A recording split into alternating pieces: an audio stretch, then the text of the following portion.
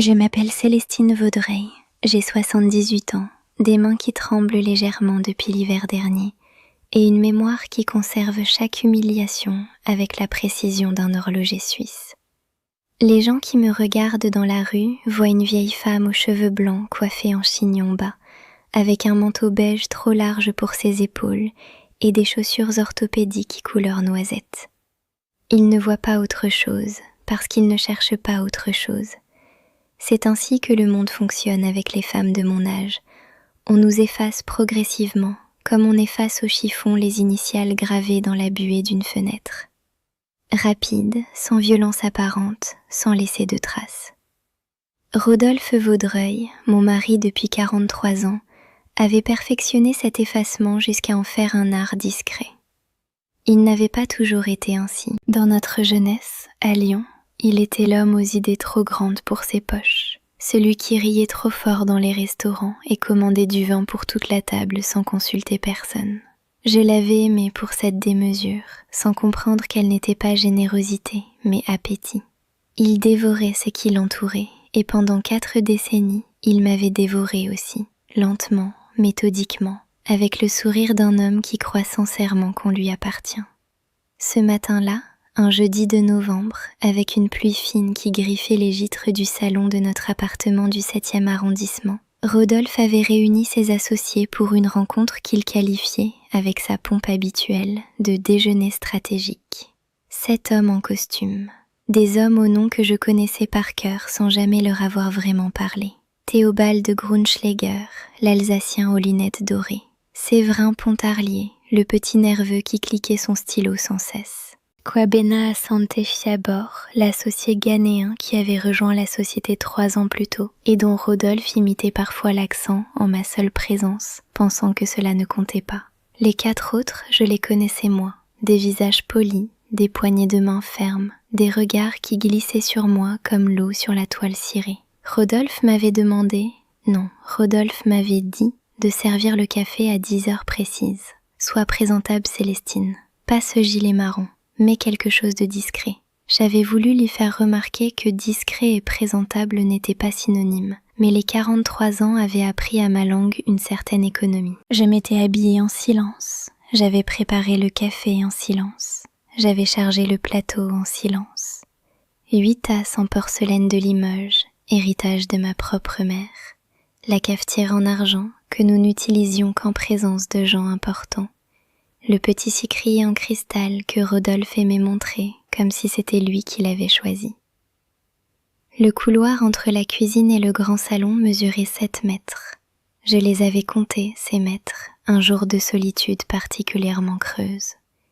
7 mètres qui séparaient ma vie privée de ma vie publique, l'espace où j'étais encore Célestine, de l'espace où j'étais Madame Vaudreuil, épouse de, ornement de, extension de.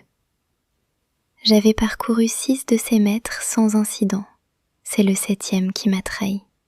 Ou peut-être était-ce ma cheville gauche qui se dérobe parfois depuis une mauvaise chute de l'année précédente. Le plateau a vacillé.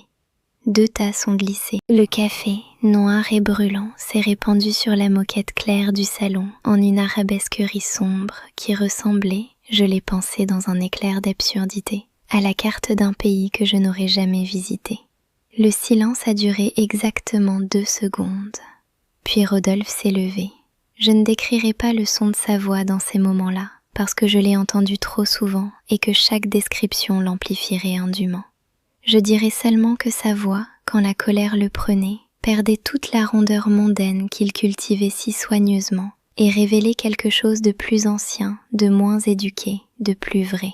« Tu n'es même pas capable de servir un café », a-t-il crié, et sa main s'est levée. Il ne m'a pas frappé, il ne m'a jamais frappé, dans le sens où ses phalanges n'ont jamais rencontré ma peau avec l'intention explicite de blesser.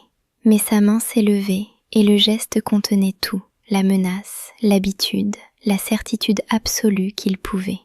C'est absurde. Les 7 hommes en costume s'étaient figés. Séverin Pontarlier avait arrêté de cliquer son stylo. Théobald Grunschläger regardait la fenêtre avec l'intensité de quelqu'un qui cherche une sortie de secours dans un tableau de maître. C'est alors que Kwabena Asante Fiagbor s'est levé. Il n'était pas le plus grand des 7, ni le plus imposant. Il portait un costume gris anthracite et une cravate couleur prune qui lui allait avec une élégance naturelle que Rodolphe, avec tout son argent, n'aurait jamais su reproduire. Il s'est levé lentement, comme on se lève quand on n'a pas peur, et il a regardé mon mari avec quelque chose dans les yeux qui n'était pas de la colère, mais quelque chose de plus difficile à supporter, de la pitié. « Tu ne sais pas qui elle est vraiment ?» Rodolphe a baissé sa main. Le silence s'est fait plus dense, plus texturé, comme si l'air lui-même retenait sa respiration. Kwabena m'a regardé, et dans son regard, j'ai lu quelque chose que je n'avais pas vu dans les yeux d'un homme depuis très longtemps. De la reconnaissance. « Madame Vaudreuil » a-t-il dit, et sa voix était douce, précise, sans fioriture. « M'autorisez-vous à parler en votre nom ?» J'ai posé le plateau sur la console la plus proche, j'ai redressé les 2 tasses qui restaient debout, et j'ai dit « Je vous en prie ». Ce que Kwabena Asante Fiagbor a dit ensuite a mis exactement 22 minutes à épuiser, parce que j'ai compté. 22 minutes pendant lesquelles Rodolphe est resté debout, la main désormais à son flanc, le visage passant par plusieurs nuances de rouge que je n'avais encore jamais cataloguées. Kwabena avait rencontré mon frère, Théodose Maréchal, lors d'une conférence à Genève, 6 mois plus tôt. Mon frère, dont Rodolphe parlait rarement et avec une condescendance soigneusement dosée, occupait depuis 20 ans la présidence du conseil d'administration d'une fondation qui finançait des projets d'infrastructure dans 12 pays africains. Mais ce n'était pas cela, l'essentiel. L'essentiel, ce que Kwabena racontait maintenant aux 6 autres hommes en costume, qui s'étaient imperceptiblement rapprochés de lui comme des planètes attirées par une gravité nouvelle. C'est ce que Théodose lui avait dit sur sa sœur aînée, sur moi. Je vais reculer un peu, parce que les histoires ont besoin d'espace pour respirer. J'avais 24 ans quand j'avais rencontré Rodolphe. J'en avais 26 quand je l'avais épousé, abandonnant, sur sa douce insistance qui ressemblait à de l'amour, le poste que j'occupais depuis 2 ans au sein d'un bureau d'études en acoustique architecturale à Strasbourg. Je m'appelais Célestine Maréchal et j'avais fait mes études à l'École nationale supérieure d'architecture avec une mention qui avait valu à mon directeur de thèse de l'encadrer dans son bureau. Mon mémoire portait sur la résonance des espaces souterrains et leur effet sur la cognition humaine. C'était en 1972. Les femmes architectes existaient, mais on les regardait encore comme on regarde un phénomène météorologique inhabituel, avec intérêt, sans vraiment croire qu'elles dureront. J'avais duré. Pendant 2 ans, j'avais duré. Puis j'avais rencontré Rodolphe Vaudreuil, fils d'un industriel lyonnais, qui m'avait dit que j'étais trop intelligente pour perdre ma vie dans des sous-sols, et j'avais cru que c'était un compliment. Ce que Rodolphe ne savait pas, ce qu'il n'avait jamais cherché à savoir, parce qu'on ne cherche pas à connaître les meubles, c'est que je n'avais pas cessé de travailler. Pas de la même manière, pas sous mon nom, pas de façon visible. Mais Théodose savait. Ma mère, avant de mourir, savait. Et 2 ou 3 personnes dans le monde savaient. Le bureau de Strasbourg m'avait proposé, en 1974, de continuer à collaborer à distance, sous un nom de plume professionnel. J'avais accepté. Pendant 38 ans, sous le nom de C. Varenne, un nom choisi en hommage à la rue où ma mère était née, j'avais produit des études acoustiques consultatives pour des projets dans toute l'Europe. Des théâtres, des gares, des salles de concert, 2 aéroports, une prison en Finlande dont la conception avait réduit de 40% les incidents liés à la surexcitation sensorielle des détenus. J'avais publié 7 articles dans des revues spécialisées sous ce même pseudonyme. Aucun ne mentionnait Célestine Vaudreuil, aucun ne mentionnait Lyon, ni l'appartement du 7e arrondissement, ni le mari aux associés importants. Sévarenne était respecté dans son domaine restreint et exigeant. Sévarenne avait été cité dans des thèses d'architecture à Berlin, à Sao Paulo, à Melbourne. Sévarenne n'existait pas pour Rodolphe, parce que Rodolphe n'avait jamais posé la question. Kwabena Asante Fiagbor avait posé la question. À Genève, lors d'un dîner avec Théodose, il avait mentionné qu'il connaissait les travaux de Sévarenne Il travaillait lui-même sur la conception d'un centre culturel à Accra et avait utilisé ses études sur la résonance en milieu tropical. Théodose avait souri et lui avait dit « Sévarine est ma sœur, elle s'appelle Célestine, elle habite Paris. Elle est mariée à un homme qui croit qu'elle passe ses après-midi à regarder la télévision. » C'est à ce moment du récit de Kwabena que le visage de Rodolphe a atteint sa nuance la plus sombre. Un rouge qui n'était plus de la colère, mais de quelque chose de plus complexe, de moins contrôlable. La honte d'avoir été ignorant d'une chose importante, et la honte plus profonde encore de n'avoir pas cherché à savoir. Séverin Pontarlier s'était rassis et regardait ses mains. Théobald Grunschläger avait ôté ses lunettes dorées et les essuyait avec une attention excessive. Les 4 autres restaient immobiles, avec cette qualité de silence particulière aux gens qui assistent à quelque chose qu'ils sauront raconter longtemps. Kwabena n'avait pas terminé. Il a expliqué que lors de ce dîner genevois, Théodose lui avait montré, depuis son téléphone, les 7 articles publiés sous le pseudonyme C. Varenne. Il les avait lus, tous, dans les semaines qui avaient suivi. Et puis, 3 mois plus tard, quand Rodolphe l'avait approché pour lui proposer d'intégrer l'entreprise comme associé minoritaire, il avait accepté, non pas à cause de Rodolphe, mais parce qu'il espérait rencontrer Célestine. Me rencontrer. Il s'est tourné vers moi une dernière fois, avec ce même regard de reconnaissance qui m'avait déstabilisé quelques minutes plus tôt. Vos travaux sur la résonance en milieu souterrain sont fondamentaux, Madame Vaudreuil. Je l'ai dit à mes étudiants. Je le dirai encore.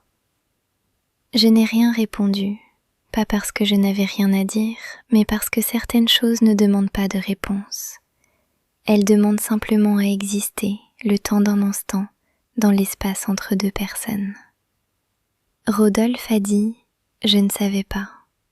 Ce n'était pas des excuses, c'était un constat, prononcé avec la voix plate de quelqu'un qui découvre, au milieu de sa propre maison, une pièce qu'il n'a jamais ouverte. Je n'ai pas répondu à cela non plus. Dans les minutes qui ont suivi, les choses se sont déroulées avec une logique qui m'a semblé, sur le moment, presque trop ordonnée pour être réelle. Kwabena a proposé, avec une courtoisie irréprochable, que la réunion soit reportée. Les autres ont acquiescé avec un empressement qui révélait leur désir collectif de quitter la pièce. Séverin Pontarlier a murmuré quelque chose en passant près de moi. Je n'ai pas saisi les mots, mais le ton était celui d'une excuse. Théobald Grunschläger a ramassé son manteau en silence, posé une main brève sur mon épaule et est parti sans se retourner. Kwabena est le dernier à avoir quitté l'appartement. Dans le couloir, avant de passer la porte, il m'a tendu une carte de visite. Mon architecte principal prend sa retraite en mars, à Tindy. Le centre d'Accra cherche un consultant acoustique, si jamais Sévarine a encore des projets. J'ai pris la carte. Elle était en papier épais, crème, avec des lettres sobres. Je l'ai rangée dans la poche de mon gilet, le gilet marron que Rodolphe m'avait demandé de ne pas porter. La porte s'est refermée. Rodolphe et moi nous sommes retrouvés seuls dans le grand salon, avec le café renversé sur la moquette claire et les 6 tasses de Limoges qui attendaient, propres et inutiles, sur le plateau en argent. Il y avait quelque chose d'étrangement comique dans ce tableau, et peut-être que c'est cela qui m'a empêché de pleurer. Il a dit « Pourquoi tu ne me l'as jamais dit ?» J'ai réfléchi à la réponse sincère, celle que je portais depuis des années sans la formuler vraiment, et j'ai compris qu'elle était trop longue pour ce salon, trop lourde pour ce moment précis. J'ai dit simplement « Tu n'as jamais demandé ?» Il y a eu un long silence. Pas un silence de ceux qui cherchent à parler, mais un silence de ceux qui comprennent, enfin, qu'ils ont perdu quelque chose et qu'ils ne savent pas exactement quand ni où. Rodolphe Vaudreuil s'est assis dans son fauteuil habituel, le grand en cuir bordeaux qui lui donnait, pensait-il, une allure de patriarche réfléchi.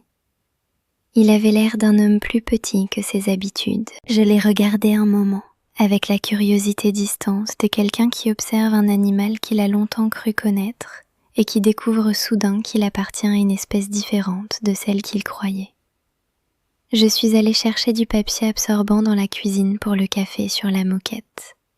C'est un réflexe de toute une vie, s'occuper du concret quand l'abstrait devient trop lourd. En tapotant la tache sombre avec le chiffon humide, j'ai pensé à Accra.